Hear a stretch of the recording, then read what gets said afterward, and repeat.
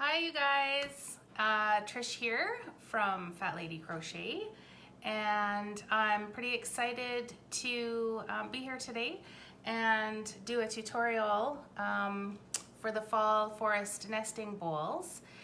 And before we start, I just wanted to tell you a little bit about myself. So my name is Trish, and I live in Fort Macleod, Alberta, which is southern Alberta. And I've been crocheting for just over 22 years. And I learned when I was working in Alberta, like the northern part of Alberta, and there wasn't really much to do at that time. There wasn't a road or anything in or out, so I spent a lot of time learning to crochet, and then I just really loved it. Mostly loved doing amigurumi, and 22 years later, this is what I do pretty much full time now. I began working full-time on my business about 3 years ago, and so I quit work, and I quit working outside the home, and now I work inside the home. And it's great because I've got 2 teenage daughters and a husband, and yeah, it's just super. It's a great lifestyle, and I'm so glad and happy that I'm able to do it. So now these days I mostly design. I do 2 markets a year, and I do custom orders. So that's me. So I was super excited. I'm always so excited to get Annie's, like, published in Annie's. It's just such a big deal for me because I've been getting the magazine for so long. So the pattern that we're going to work on today is from the fall edition of Crochet World, and it is the Fall Forest Nesting Bowls, and you can find it on page 58. This publication is available now. You can get it either in a hard copy in magazine or online. Personally, I'm an old lady, so I really like having something in my hand. So I really like this, but the online ones are really good too. So today what I wanted to do is just show you a couple things. 2 things from the Fox. You'll see that there's quite a nice line there, right? Like they hold up quite nicely. And you achieve that through doing a back loop only. So I'm gonna go through that with you. And then I also wanted to specifically work on this muzzle here and show you what happens and why it's important to start that piece with a chain 5. So let's just jump right in. So I've already got to round 7 of the Fox bowl. And so I'm gonna actually scooch my camera down so you can see it a little bit better. I'm gonna do that, and hopefully it doesn't fall, but I can't guarantee it. Okay, I think this is gonna work better. Okay, so I've already got to round 7. Finished round 6 for the Fox bowl. So it looks like this. And now what I wanna do is create almost a ridge, so that when it's sitting, it stands nice and flat. So to do that, it's so easy, and it's sort of awkward for me to show this to you here from this angle, but instead of working through both loops, you're gonna work through that back loop only, and that's going to be a really good way to create that almost like a right angle. So I'm gonna go ahead and show you. So we'll just go do 50, I think it's 54 back loop only stitches, and you'll see the difference that it makes. So these fall forest nesting bowls are so cute and versatile. So when I designed them, I imagined, like I make a lot of things for kids, so I imagined them in like a little kid's room, you know, filled with like crayons or Lego, small toys, you know, stuff like that. But when I made them, I thought, oh, they'd be perfect for sitting on like over a fireplace or on a shelf. in the fall, full of things like pine cones or, you know, fancy special rocks from the river, shells, things like that. And then the other idea that someone had mentioned was to fill them with Halloween candy. So I love that idea. And that's what they're filled with in the magazine. So they're perfect for that, actually, as long as you don't mind having candy around in your house.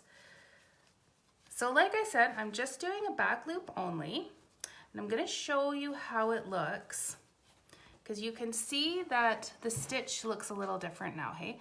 You have that kind of that ridge there. So I'm going to keep going and show you what happens when it's all done. And then we'll continue on probably for 1 or 2 more rows of the pattern, just so you get an idea of what I'm talking about, like how you get that sort of right angle with these. And you can use this technique for all kinds of things. So I have made, for instance, you know, even a plant holder. You can do it for a plant holder. I've used it for shoes when I'm making amigurumi. It's a really nice way to get something that has sort of a flatter foot. So yeah, so because otherwise, if you don't do the back loop only, you know what'll happen. It'll just end up being kind of like a round bowl without a defined bottom. All right, I'm coming to the end here. And so now we can see that we've already started that little ridge. So it's gonna make it nice and easy to stand up.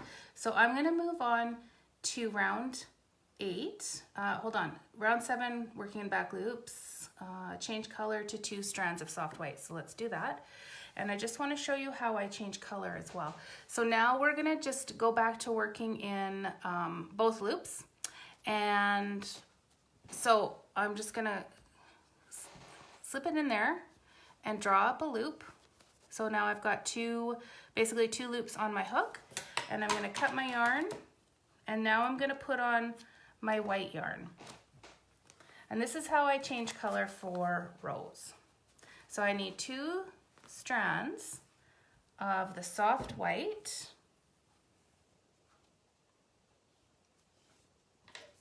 and I'm gonna complete this single crochet by putting through 1 loop, okay? So now I'm just gonna go back to regular old crochet, and my next round is round 8, and it says single crochet in each round. Okay, so let's do 1 round regular old crochet so that you can get sort of a good idea of what that back loop only will create.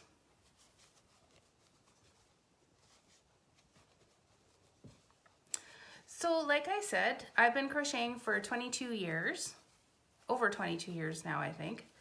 And it's really been such an interesting journey because I've learned, I'm self-taught, and I actually self-taught myself some wrong techniques. So to relearn how to, how to do some of the basic stitches has been interesting. And that mostly happened when I began writing patterns. I've started writing patterns probably, I don't know, maybe 4 years ago. And when I would put the patterns out for testing, the testers will come back and go, what have you done? Because what I thought was a certain stitch, what I called a certain stitch, indeed was not. So so that was fun. I've worked with some amazing testers, actually, and I've also worked with some amazing technical editors that I've met through Annie's publications, so that's pretty neat. So like I said, right now what I'm doing is a regular old single crochet, and I've just finished that back loop only row, and so the back loop only row helps define the shape of the bowl and helps give it a flat bottom so that it sits nicely on the ground. So here we go. And then now what I'll do for the next round is I'll be decreasing some of these stitches. So because what we want is to have a nice, you know, so almost squarish from the side shape to it. And so if you have, if we just continue doing 54 stitches, it will almost go up in a funny angle. So here we go. All right, so here is the bottom of the fox. And I'm just gonna shape it a little bit. Okay, so now you can see, and you can kind of see like how it's sort of, you know, sort of stretched out almost, gaping out a bit. So we want to decrease that to bring the sides in a little bit. So that's round 9. Single crochet in the next 4 stitches and then do a decrease. So all the way around. So we're gonna go from 54 stitches to 45 stitches. So I'm gonna do that. 1, 2, 3, 4, and here's my decrease, 5. So basically we're doing 9 decreases all the way around. So 1 single, 2 single, 3, 4, and here's where I'm going to do my second decrease. So this is 10 stitches all together. Single, single, single, and single. And here's my next decrease. Here's stitch 15. And it's already starting to bring that side up. So single, single, single, single, and one more decrease here. We're at stitch 20. Single, single, single, single, decrease. So it's 4 singles, 1 decrease. That's stitch 25. 1 single, 2, 3, 4, and here's my next decrease. I believe that's stitch 30. Single, single, single, single, and decrease. And I should have, well, I think I've miscounted actually, haven't I? So here we go, 1, 2, 3, 4, and single, decrease. And it looks like I've got 1 decrease left here. And the reason I can tell is because I've got the color change happening there. So I knew that was the beginning of my row. So let's go single, single, single, single, and decrease. Oops. And you know, I have to tell you, one of the things I love seeing are how, and then I'm gonna just slip stitch in, or I'm just gonna single crochet one into the next one here.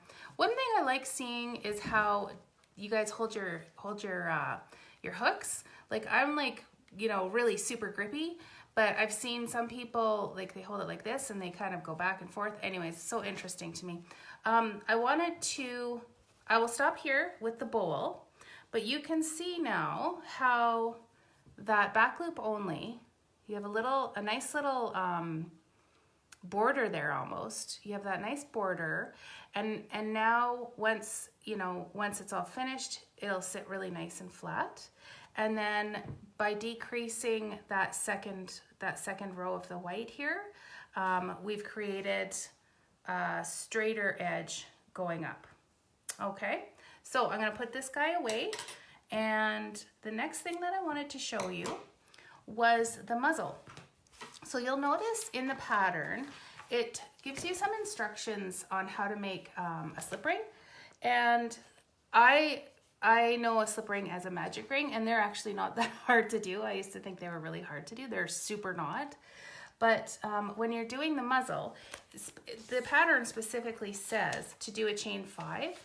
And there's a reason for that, because we need to have space, basically.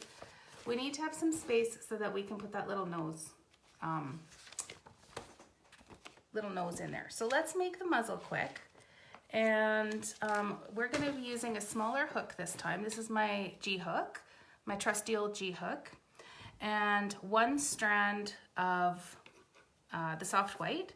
Now the bowl, the main part of the bowl is 2 strands, and I use the bigger an H hook for that, and that just makes it more sturdy. So but you don't need it to be too sturdy for your muzzle. And I also find that if I'm doing anything that requires a little bit of detail, if I use a smaller hook, I can get that detail better than if I use a bigger hook. So unless I'm making a huge project, then of course I want to use a bigger hook because the detail is on a bigger scale. But these are quite small, so I've got my 1 strand of soft white on my G hook, and to begin, I'm just gonna look here and see. Chain 5, join in first chain to form a ring. Okay, so here we go. So 1, 2, 3, 4, 5, and then I'm going to slip stitch into that first chain to make a ring. Now that gives me a little bit of space. That's going to give me almost like a little bit of a hole that is going to make it much easier for me to make the nose. So round 1 is 9 single crochets in. So let's go ahead and do that. 1, 2, 3, 4, 5, 6, 7, 8, 9. Okay, and then I'm gonna show you here. So there's kind of like that hole there. So that'll be perfect for when I need to put my nose. Round 2 is an increase in, so 2 single crochets in each single, 2 single crochets in each single crochet round. So that's, in other words, 9 increases. 5, 6, 7, 8, 9, 10, 11, 12, 13, we're going up to 18, 13, 14, 15, 16, 17, and 18. Okay, and round 3 is single crochet in next single crochet, and then 2 single crochet in next single crochet. So we're going from 18 stitches on round 2 to 27 stitches on round 3, and that will involve 9 increases. So we're going to go single, single, single, single, increase, single, single, increase. Is that right? Single? No, that isn't right. We're gonna go single, 1, 2, 3, yeah, single, increase, all the way around. Okay, here we go. So single, and then I'm gonna increase. So that's putting 2 single crochets into the 1 stitch. Single, and increase. So that's 1, 2, that's 6. Single, increase, 9. Single, increase, that's stitch 12. Single, increase, there's 15. Single, increase, 18. Single, increase, 21. Single, increase, 24. Single, increase, and there's 27. I'm going to slip stitch into that last one. Oh, just a slip stitch. And I'm going to leave a tail on here. I like to give lots and lots of room. So I'm going to leave like a 15-inch tail, and that's the muzzle. That's going to be the muzzle for the fox. So you always want to leave too much on the end if you need a tail. because you never want to run out. Like, it's such a pain to run out of yarn when you're trying to sew something on. So anyways, here we go. Here's the muzzle, and I've got that nice little spot there that I can now put my nose in. So for the nose, I just need a length, fairly long length of black yarn. And I'm going to grab my tapestry needle, and we will make the nose, okay? So I'm going to work from the center here, and I'm going to do some straight stitches, like just a bunch of straight stitches so that it kind of looks like a triangle, kind of goes into a triangle shape. So you do have to keep your eye on this tail here, because he can get in the way. So I just kind of tuck him over this way. And now what I'll do is I'm just going to do as kind of just up to that, you know, just over the first round there. So I'm going to just keep going over and over until I have sort of I want it to be a triangle shape, and I want it to be kind of sticking out a little bit, like have a little bit of a texture almost, so it's like you can kind of feel it. So I'm going to do quite a few straight stitches over and over and over in the same spot, well, kind of in the same spot. So basically over 1 or 2 stitches in that first row. And let's see here. I like these blunt tapestry needles for this kind of work because it doesn't seem to get snagged. I find, like, I do have a sharp one that I really like for other things, but when I'm using a tapestry needle for something like this, it's good to be able to poke it and not have the yarn snag, because you're kind of going over and over. It can weaken the yarn.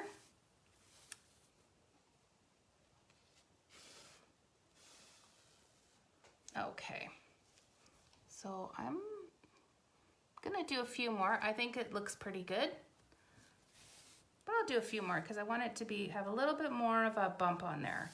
But you get to do it the way you want to do. So if you like it, you know, having a smaller nose or a bigger nose, you know, experiment, play around with it, see what you like. Okay, I think this is gonna be good. Okay, so there's my little fox nose. And then for the mouth, I'm gonna do just, I think 1 straight stitch. Let me just see what I have here.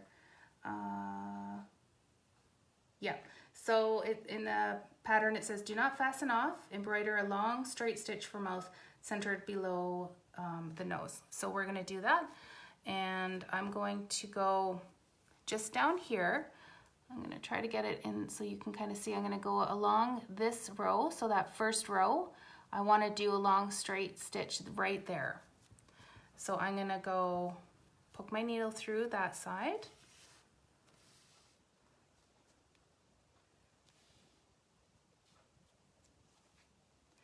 And I'm just going to poke it through on the other side and hope, because sometimes you have to redo these, and hope that it comes out in a smile.